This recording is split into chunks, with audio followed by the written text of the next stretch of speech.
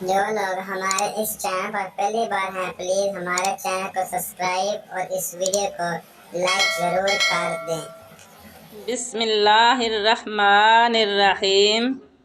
عقل بولی حسین رضی اللہ عنہ یزید کی بیعت کرنے سے شان و شوکت ملے گی، تخت و تاج ملے گا اور دنیا کے خزانے ملیں گے اور آرام بھی ہاتھ آئے گا اور راحت بھی ملے گی، دولت بھی، مدینے کی حکومت بھی ملے گی۔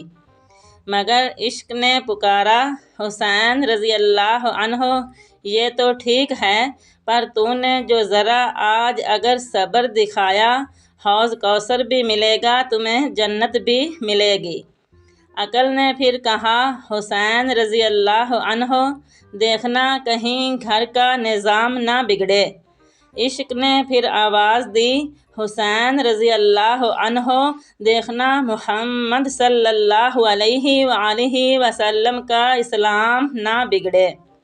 عقل پھر بولی، حسین رضی اللہ عنہ اکبر کی لاش پر گھوڑے دوڑیں گے، اصغر کے حلق پر تیر پیوست ہوگا، عباس کے بازو قلم ہوں گے، عابد کے پاؤں میں بیڑیاں پہنائی جائیں گی، بی بی زینب رضی اللہ عنہا کے خیمے جلائے جائیں گے اور تمہارا سر بھی نیزے پر چڑھایا جائے گا، اب بھی وقت ہے بچ جا۔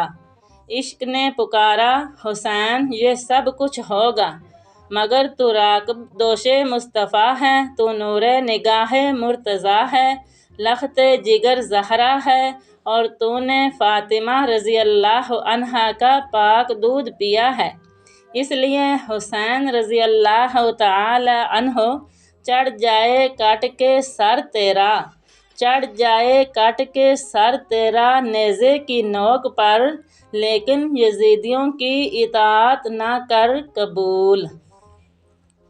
لشکر یزید سے آواز آئی، حسین رضی اللہ عنہ دیر کیوں کر رہے ہو؟ کیا یزید کی بیعت کے متعلق سوچ رہے ہو؟ عمرو بن سعد کی اس بد زبانی سے حیدری خون جوش میں آ گیا، گھوڑے کو ایڑ لگائی اور تنہا لشکر اعداء کے سامنے کھڑے ہو گئے اور ایک ایمان افروز خطبہ ارشاد فرمایا۔